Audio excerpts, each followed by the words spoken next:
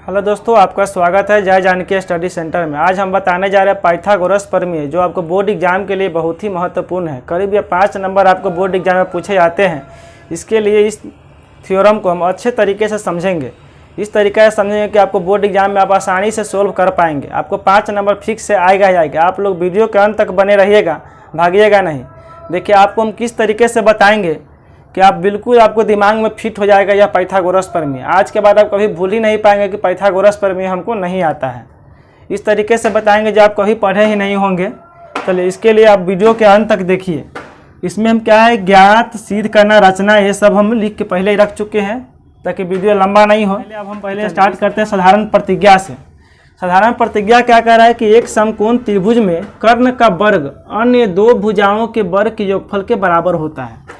कहता है इसमें कर्ण का जो वर्ग होता है अन्य 2 भुजा जो होता है, अन्य 2 भुजा AB और BC है, इसके वर्ग के योगफल के बराबर होता है बोल रहा है।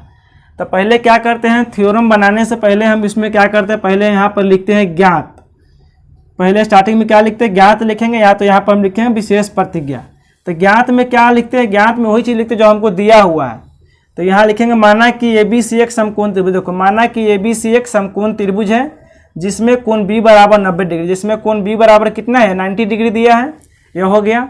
इसके बाद लिखते हैं सिद्ध करना है। सिद्ध क्या करना है, सिद्ध करना है कि यहाँ पर कर्ण का जो यहाँ कहा क्या रहा है, कर्ण का वर्ग अन्य 2 भुजा के वर्ग के योगफल के बराबर होता है। तो कर्ण मेरा कौन है, AC है, तो AC स्क्वायर बराबर होता है AB स्क्वायर जो BC स्क्वायर। यह हमको प्रूव करना है। इसके बाद होता है रचना। रचना में क्या लिखते हैं, जो अपने मन से हम मिलाते हैं थ्योरम को प्रूव करने के लिए, वो हम रचना में लिखते हैं। तो रचना में हम लिखे 20 से, देखो यहाँ 20 से BD लंब इस AC पर डालें। यहाँ लिखेंगे 20 से BD लंब, ये लंब का चीज़ है, 20 से BD लंब AC पर डालें। तो 20 से BD लंब AC पर डालें, ये रचना में लिख लिए। इसके बाद हम चलेंगे प्रमाण में। अब प्रमाण में मेरा क्या लिखना है, देखो यहाँ पर त्रिभुज मेरा अब 3 बन गया। एक ABC बन गया और दूसरा त्रिभुज बन गया ADB बन गया, फिर तीसरा बन गया BDC बन गया। इसमें 3 त्रिभुज बना है, एक बड़ा वाला त्रिभुज, 2 छोटा वाला। तो पहले क्या करते हैं, एक बड़ा वाला लेंगे, फिर एक छोटा वाला लेंगे, फिर दूसरे में क्या लेंगे, फिर एक बड़ा वाला लेंगे, फिर एक छोटा वाला लेंगे। एक एक करके हम दोनों के लेंगे बड़े वाले त्रिभुज के साथ में। तो पहले हम क्या लेंगे, ABC ले लेंगे। तो यहाँ लिखेंगे त्रिभुज, यहाँ पर लिख लेंगे त्रिभुज ABC और त्रिभुज देखो ABC लिए। अब इस त्रिभुज में लेंगे ADB लेंगे, ADB त्रिभुज ABC और त्रिभुज ADB में। अब इस त्रिभुज में देखो ABC और ADB है। एक त्रिभुज मेरा ABC है और दूसरा त्रिभुज क्या है, ADB है। तो ये देखो यह ADB जो त्रिभुज है, इसको हम अलग निकाल देते हैं ताकि आपको समझने में दिक्कत नहीं होगा। इसी त्रिभुज को हम इस तरीके से लिख सकते, सीधा अगर कर देंगे इसको हम, देखिए अगर इसको हम सीधा करेंगे, इसको अगर हम सीधा करेंगे तो यहाँ मेरा देखिए यह जो कोण है 90 डिग्री का बन गया। यह देखो यही त्रिभुज सेम है, इसको हम क्या किए, ऐसे पलट दिए। ऐसे अगर पलट देंगे तो यह 90, इसको ऐसे पलट देंगे तो यह 90 डिग्री इधर आ जाएगा, यह D यहाँ पर आ जाएगा, यह B यहाँ पर आ जाएगा। देखिए तो त्रिभुज ABC और त्रिभुज ADB में देखो एक त्रिभुज ABC है और दूसरा त्रिभुज क्या है, ADB है। यह त्रिभुज को हम सीधा ऐसा लिख दें ताकि दोनों सेम दिखे। आप देखिए ये त्रिभुज में क्या है, मेरा कोण A बराबर कोण A है। देखो जितना यहाँ कोण A है, यहाँ भी कोण A है। दोनों में क्या है, कोण A अभिनिष्ठ है। और यहाँ देखिए कोण D बराबर 90 डिग्री है, यहाँ कोण B बराबर 90। यहाँ लिख लेंगे हम कोण B बराबर कोण D कितना डिग्री का है, 90 डिग्री। क्योंकि ये त्रिभुज और ये त्रिभुज में कोण B बराबर, देखो त्रिभुज ABC में B बराबर 90 डिग्री है, त्रिभुज ADB में भी D बराबर क्या होगा, 90 डिग्री। इसके बाद फिर लिखेंगे यहाँ कोण A बराबर कोण A। कोण A बराबर कोण A क्या है, अभिनिष्ठ है। देखिए कोण A बराबर कोण A जो है वह क्या है, अभिनिष्ठ। देखो इसमें भी, ये त्रिभुज में भी कोण A है और इस त्रिभुज में भी कोण A है। दोनों में कोण A क्या है, अभिनिष्ठ, क्योंकि ये दोनों में कॉमन है। इसमें भी कोण A और इसमें भी कोण A। तो कोण A बराबर कोण A क्या होगा, यहाँ पर लिख लेंगे कोण A बराबर कोण A होगा, अभिनिष्ठ है। इसको हम अभिनिष्ठ लिख लेंगे, अभिनिष्ठ है। कोण A बराबर कोण A क्या हो गया, अभिनिष्ठ है। देखो जब यहाँ मेरा 2 एंगल बराबर हो गया, कोण B इसमें है, कोण B बराबर 90 डिग्री, इस त्रिभुज में कोण D बराबर 90 डिग्री, ये दोनों एंगल मिल गया, ए एंगल और ए एंगल मिल गया। जब मेरा 2 एंगल मिल जाएगा तो दोनों त्रिभुज क्या हो जाएगा, समरूप हो जाएगा। यहाँ पर लिख लेंगे हम त्रिभुज ABC समरूप है त्रिभुज ADB। किससे? एंगल से, क्योंकि यहाँ पर इसका 2 एंगल मिल रहा है। जितना यहाँ A बराबर कोण है इतना यहाँ भी A बराबर है। यहाँ B बराबर 90 डिग्री, यहाँ भी B बराबर 90 डिग्री। जब मेरा 2 एंगल बराबर होगा तो मेरा क्या होगा? दोनों त्रिभुज समरूप हो जाएगा। तो यहाँ ABC समरूप है त्रिभुज ADB के। कौन से? एंगल से। जब 2 मेरा त्रिभुज समरूप हो गया तो इसके जब देखो, जब जो त्रिभुज समरूप होते तो संगत भुजा क्या होता है? एक ही अनुपात में होता है। तो यहाँ 2 त्रिभुज मेरा जब समरूप हो गया तो इसके संगत जो भुजा होगा वह एक ही अनुपात में होगा। देखो, तो इसका संगत भुजा का मतलब क्या होता है? संगतिया। देखो यहाँ ABC है और यहाँ ADB है। तो यहाँ देखो AB के संगतिया कौन हो जाएगा? AD, और BC के संगतिया कौन होगा? BD, और यहाँ इसके बाद AC के संगतिया कौन होगा? AB। यहाँ पर हम लिख लेंगे, जब 2 त्रिभुज समरूप है संगत भुजा एक ही अनुपात में होता है। तो यहाँ पर लिखेंगे हम AB बटा, देखो AB के बटा में कौन होगा? AB के बराबर में कौन है? AD है। तो यहाँ लिख लेंगे AB बटा AD बराबर। फिर यहाँ देखो BC का संगतिया कौन है? BD। तो यहाँ पर लिख लेंगे हम BC बटा हो जाएगा BD। अब फिर देखो AC है, तो AC का संगतिया यहाँ पर कौन होगा? AC है। AC का संगतिया कौन होगा? AB हो जाएगा। यहाँ पर लिख लेंगे हम AB। इस तरीके से लिख लिए। जब 2 त्रिभुज समरूप होगा तो इसके संगत भुजा एक ही अनुपात में होगा। तो इसके संगत भुजा एक ही अनुपात में लिख दिए। इसके बाद हम इसमें लेना क्या है? देखो यहाँ पर सिद्ध क्या करना है कि AC और AB और BC। यहाँ पर हमको देखो BD है, कोई मतलब नहीं, क्योंकि BD इसमें तो लाना ही नहीं है। तो BD को क्या करेंगे? हम नहीं लेंगे। हम लेंगे किसको? ये दोनों को ले लेंगे। ये दोनों से लेकर क्या करेंगे? हम हल करेंगे। तो यहाँ ये दोनों क्या है? AB बटा, यहाँ AB बटा है AD, और फिर बराबर में क्या है? AC। इसको तो लेना नहीं है क्योंकि ये तीनों आपस में बराबर है। तो हमको यहाँ पर सिद्ध करने में देखो यहाँ पर BD की कहीं भी दिख रहा है? नहीं दिख रहा है। तो हम BD वाला को नहीं लेंगे। हम क्या लेंगे? AC और AB ले लेंगे। तो फिर यहाँ क्या लेंगे? AC और बटा में क्या लेंगे? हम AB ले लेंगे। अब इसको क्या करेंगे? क्रॉस गुना करेंगे तो यह क्या देगा? यह देगा आपको AB स्क्वायर, और यह क्या देगा? AC और गुने देगा AD। इसको हम समीकरण 1 मान लेते हैं। इसको क्या मान लेंगे हम? समीकरण।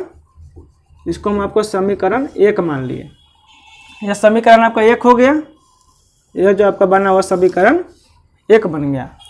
अब इसी तरीके से मेरा देखो एक बड़ा वाला त्रिभुज ले, एक छोटा वाला त्रिभुज लेकर हम एक समीकरण निकाल लिए। अब फिर इसी तरीके से क्या करेंगे? एक बड़ा वाला त्रिभुज लेकर एक छोटा वाला त्रिभुज लेकर फिर समीकरण 1 निकालेंगे। इसके बाद इसका प्रूफ करेंगे। चलिए ये त्रिभुज को हम मिटा देते हैं। अब इसके बाद हम यहाँ पर लिखते हैं, इसको जस्ट इधर लिख ले रहा हूँ। देखिए अब दूसरा त्रिभुज क्या लेना है? देखो इसी में सेम लिखना है। त्रिभुज अब यहाँ पर लेंगे, फिर त्रिभुज लेना है ABC, और दूसरा त्रिभुज क्या लेना है? BDC। त्रिभुज लेना है BDC में। अब इसमें देखिए एक त्रिभुज मेरा ABC फिर से लिए और दूसरा लिए BDC। यहाँ पर BDC यहाँ पर बना देना है। देखिए यहाँ पर इसको अगर हम बना दे रहे हैं नीचे में करके, अगर हम बनाएंगे तो यह त्रिभुज में मेरा बनेगा इस तरीके से बनेगा। देखिए इसको अगर सीधा करेंगे तो यह जो होगा इस तरीके से बन जाएगा। तो यहाँ पर देखिए यह जो B मेरा ऊपर चले जाएगा और यह D जो है वह कहाँ आ जाएगा? नीचे आ जाएगा। यहाँ पर हो जाएगा C, यहाँ पर हो जाएगा। इस तरीके से मेरा यह सीधा हो जाकर बन जाएगा। जैसे यह त्रिभुज जो मेरा यह इसमें उल्टा दिख रहा है, इसके लिए इसको क्या करते हैं? हम सीधा करते हैं।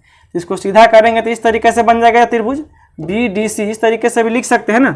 तो यहाँ पर देखिए ABC और BDC में, तो यहाँ पर देखिए कोण जो मेरा है वह कोण, इसमें देखिए कोण B क्या है? समकोण है। इसमें कोण, इसमें भी क्या है? B। कोण B बराबर क्या है? इसमें कौन त्रिभुज है? कोण D। कोण B बराबर कोण D क्या है? 90 डिग्री है। इसमें भी कोण B बराबर कोण D 90 डिग्री हो गया। और यहाँ पर देखिए कोण C बराबर कोण C क्या है? उभयनिष्ठ है। यहाँ पर भी क्या है? यह उभयनिष्ठ है, यानी यह कॉमन है।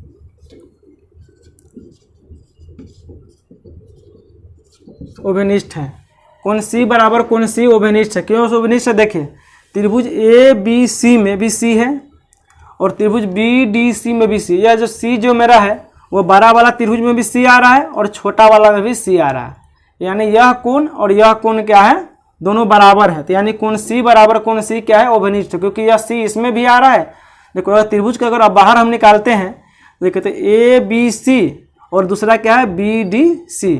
तो बी डी सी इसमें भी सी आ रहा है और बड़ा वाला में भी सी आ रहा है, यानी कोण सी बराबर कोण सी क्या हो गया, उपनिष्ठ हो गया। लेकिन बड़ा वाला त्रिभुज में कोण बी 90 डिग्री आ रहा है और छोटा वाला बी डी सी 90 डिग्री, ये भी 90 डिग्री आ रहा है, तो कोण बी बराबर कोण डी क्या होगा, 90 डिग्री हो गया। चलिए ये जब दोनों जब 90 डिग्री हो गया तो यानी ए बी सी और बी डी सी क्या हो जाएगा, समरूप हो जाएगा। किस एंगल से, तो यहाँ पर लिखेंगे त्रिभुज ए बी सी समरूप है त्रिभुज बी डी सी के। बी डी सी किससे समरूप है, एंगल से, एंगल से क्या हो जाएगा, यह समरूप हो जाएगा।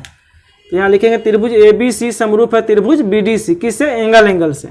जब एंगल से समरूप है, जब ये बड़का त्रिभुज ए बी सी और छोटका त्रिभुज बी डी सी ये दोनों समरूप हो गया, तो इसके संगत भुजा फिर क्या होगा, एक ही अनुपात में होगा। तो इसकी संगत जो भुजा होगा, देखो ये जितना यह होगा उतना क्या होगा, ए बी होगा। अब जितना डी सी होगा इतना बी सी होगा, और जितना मेरा यह बी सी होगा उतना यह ए सी हो जाएगा, क्योंकि यह संगत भुजा जब बराबर होगा तो जितना ए बी होगा उतना मेरा यह क्या होगा, बी डी हो जाएगा। तो यहाँ पर हम लिखेंगे यही त्रिभुज को हम क्या करेंगे, हम नीचे डाल दे रहा हूँ इसको। यह त्रिभुज ऐसा था, इस तरीके से त्रिभुज था। यहाँ क्या था, यहाँ पर देखो, यहाँ पर डी था, यहाँ पर सी था, यहाँ पर क्या हो गया, इसका बी हो गया। इस तरीके से त्रिभुज था।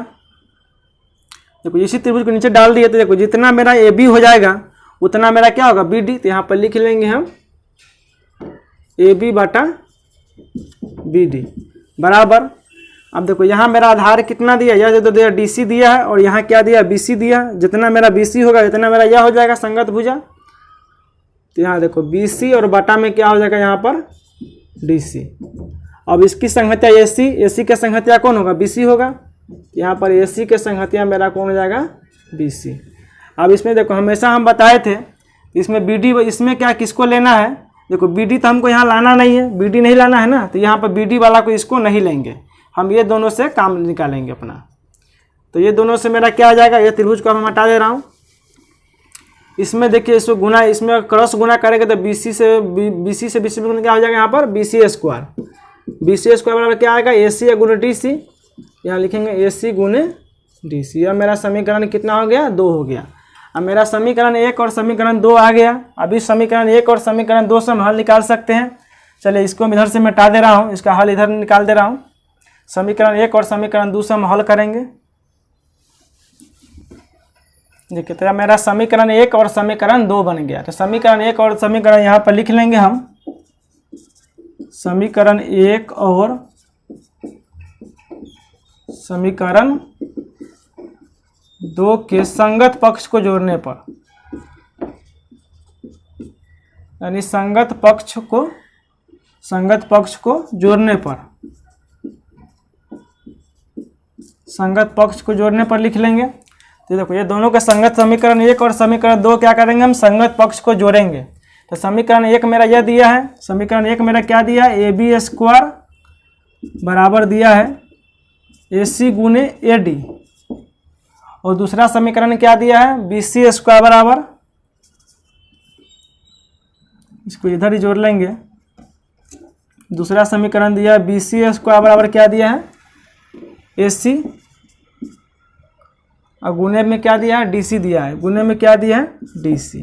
तो दोनों का अगर हम जोड़ेंगे, देखो संगत समीकरण 1 और समीकरण 2 कहता है संगत पक्ष को जोड़ने पर, तो दोनों को जोड़ेंगे तो यहाँ क्या देखो A B square B C square दे देगा। यह देगा क्या, ए बी स्क्वायर, यह देगा आपका बी सी स्क्वायर।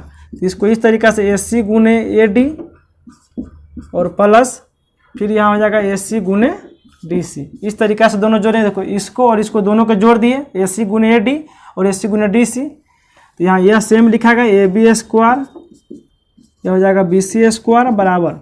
अब देखो ए सी इसमें भी है, ए सी इसमें भी, तो ए सी क्या हो जाएगा, यहाँ कॉमन हो जाएगा। तो यहाँ पर क्या बचेगा, ए डी, यहाँ पर बचेगा डी सी। यहाँ पर ए डी, यहाँ पर डी सी बच जाएगा। तो यहाँ पर लिखेंगे हम A B square plus B C square बराबर क्या, देखो ए डी और डी सी। तो ए डी और डी सी दोनों को जोड़ेंगे, यहाँ पर देखिए ए सी या गुने, अब यहाँ कौन सा गुना हटेगा, गुना लग जाएगा। तो यहाँ ए डी और डी सी, देखो ए डी और डी सी दोनों को जोड़ेंगे तो ए सी का बराबर पुट जाएगा। देखो यहाँ से ए डी और यहाँ से डी सी, तो ए डी और डी सी दोनों मिला के किसके बराबर है, ए सी के बराबर है। तो यहाँ पर हम लिख लेंगे ए सी। तो यहाँ हो जाएगा ए बी स्क्वायर बराबर